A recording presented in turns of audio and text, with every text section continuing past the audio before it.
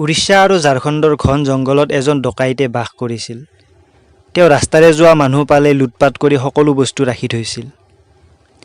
এদিনাখন ঋত্বিক দাদা এজন সেইফালে গৈ আছিল। ঋত্বিক দাদাক দেখাৰ লগে লগে ডকাইতজনে দৌৰি আহি ঋত্বিক দাদাৰ হাতত কি আছে দিবলৈ ক'লে। তেতিয়া ঋত্বিক দাদাই ক'লে, মোৰ হাতততো তোমাক দিবলৈ টকা কৰি একো নাই। গুৰুৰ মন্ত্ৰ আছে, মন্ত্ৰ গ্ৰহণ কৰে যদি দিব পাৰোঁ। ডকাইতজন এৰি দিয়া বিধৰ নাছিল। তেওঁ যি পাইছিল তাকেই লৈছিল। তেওঁ ঋত্বিক দাদাক ক'লে, একো নাই যদি মন্ত্ৰকে দিয়ক। ঋত্বিক দাদাই তাক বহুৱাই লৈ দীক্ষা দিলে। ডকাইতজনৰ দীক্ষা হ'ল, কিন্তু সি ঋত্বিক দাদাই কোৱা কথাবোৰ একো পালন নকৰে। তাৰ ঠাকুৰৰ ফটোখন ভাল লাগিছিল, সেয়েহে ফটোখন গছৰ খলুঙত ৰাখি থৈছিল আৰু ৰাতিপুৱা ডকাইতি কৰিবলৈ যোৱাৰ আগতে ধূপ জ্বলাই প্ৰণাম কৰিছিল। প্ৰতিদিনে এনেকৈ কৰি গৈছিল, কোনো ভাৱনাৰ পৰিৱৰ্তন নাই। এনেতে তাত এজন দিল্লীৰ পৰা নতুন ৰেঞ্জাৰ আহিছিল। তেওঁ সেই ঠাইখিনিৰ বিষয়ে ভালকৈ খবৰ কৰি জানিবলৈ পালে যে তাত এজন ডকাইতে বাস কৰে, আৰু এইটোও গম পালে যে ডকাইতজনে ঠাকুৰৰ দীক্ষা লৈছে। প্ৰতিদিনে ঠাকুৰক প্ৰণাম কৰি ডকাইতি কৰিবলৈ যায়। খবৰ পাই ৰেঞ্জাৰজনে ডকাইতৰ ঘৰত আহি উপস্থিত হৈ ডকাইতজনক সুধিলে, শুনিছোঁ তুমি বোলে ঠাকুৰৰ দীক্ষা লৈছা আৰু ফটোখন গছৰ খলুঙত ৰাখিছা।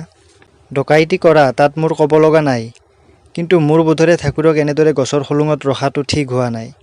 তেওঁৰ বাবে এটা ঘৰ বনাব লাগে। তেতিয়া ডকাইতজনে ক'লে, ঠিক আছে বনাম, সেইটোনো কি ডাঙৰ কথা, কিন্তু ক'ত বনাম? তেতিয়া ৰেঞ্জাৰজনে ক'লে, মই তোমাৰ কাৰণে অলপ মাটি এলট কৰি দিম, সেইখিনি মোৰ ক্ষমতা আছে। তাতেই তুমি ঠাকুৰ ঘৰ বনাই প্ৰতিদিনে পূজা পাঠ কৰিবা। ডকাইতজনে ক'লে, ঠিক আছে, কোনো কথা নাই।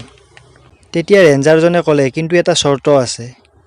তুমি যে মন্দিৰ বনাবা তাত কিন্তু ডকাইতিৰ পইচা ব্যৱহাৰ কৰিব নোৱাৰিবা।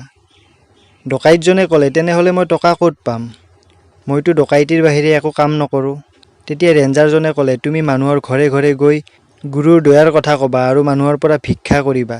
এনেকৈ যি টকা জমা হয় সেই টকাৰে মন্দিৰৰ কাম কৰিবা। ডকাইতজন মান্তি হ'ল। তেওঁ প্ৰতিদিনে ৰাতিপুৱা ঘৰে ঘৰে গৈ গুৰুৰ দয়াৰ কথা কোৱা আৰম্ভ কৰিলে আৰু মন্দিৰ বনাবলৈ ভিক্ষাও খুজিলে। তেওঁৰ এই পৰিৱৰ্তন দেখি মানুহবোৰ আচৰিত হ'ল, কিয়নো যিজন ডকাইতে প্ৰতিদিনে পুৱা ডকাইতি কৰিবলৈ গৈছিল, তেওঁ এতিয়া প্ৰতিদিনে পুৱা অৰ্ঘ্য সংগ্ৰহ কৰিবলৈ ওলাই যায়। এনেকৈ কৰোঁতে কৰোঁতে এদিন মন্দিৰৰ কাম সম্পূৰ্ণ হয় আৰু ডকাইতজনৰো স্বভাৱৰ পৰিৱৰ্তন হয়। তেওঁ ডকাইতি কৰিবলৈ এৰি দিলে আৰু জীৱনৰ অন্তিম সময়লৈকে তেওঁ ইষ্টকামতে ব্ৰতী হৈ এই জগতৰ পৰা ইহলীলা সম্বৰণ কৰে। দাদা উমাসকল, এইটো কোনো কাল্পনিক ঘটনা নহয়, এইটো এটা সত্য ঘটনা। মানুহজন যেতিয়া দেওঘৰ আহিছিল, আচাৰ্যদেৱ দাদাক দূৰৰ পৰাই মাত লগাইছিল, দাদা মই আহিছোঁ। তেতিয়া আচাৰ্যদেৱ দাদাই তাক মাতি আনি ওচৰত বহিব দিছিল। দাদা, এই জনমত মোৰ আপোনাৰ ওচৰত বহাৰ যোগ্যতা নাই, মই জীৱনত বহুত ভুল কৰিছোঁ। ইয়াৰ পিছত জনম হ'লে নিশ্চয় আপোনাৰ ওচৰত আহিম বুলি মানুহজনে কৈছিল। দাদা উমাসকল, ভিডিঅ'টি কেনে পালে জনাব। লগ পাম আকৌ এটি নতুন ভিডিঅ'ৰ সৈতে। আজিলৈ এৰিছোঁ।